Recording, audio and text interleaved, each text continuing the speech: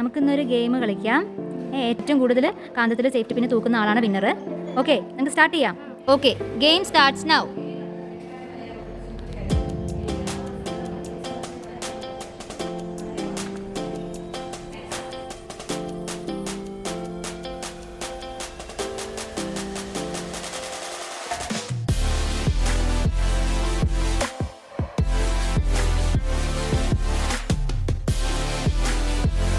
നമ്മൾ ഇന്ന് കാന്തിക വസ്തുക്കളും അകാന്തിക വസ്തുക്കളും കണ്ടെത്താൻ പോവുകയാണ്. നമ്മൾ എടുത്തിരിക്കുന്ന മെറ്റീരിയൽസ് ഏതൊക്കെയാണ്?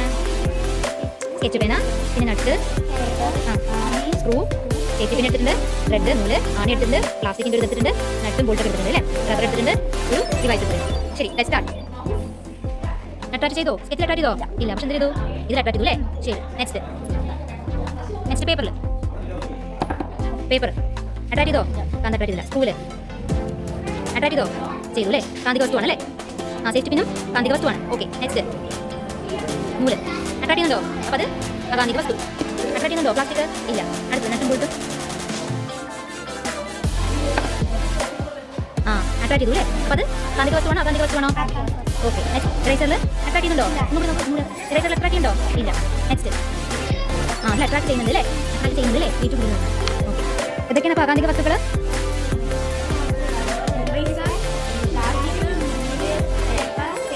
ഓക്കെ, അപ്പോൾ കാന്തിക വസ്തുക്കളോ?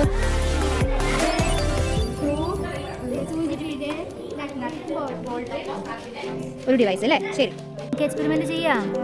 പൂമ്പാറ്റയെ പൂക്കളിലേക്ക് പറപ്പിക്കാം. ശരി, പറപ്പിക്കാം. ഓറഞ്ച് പൂ,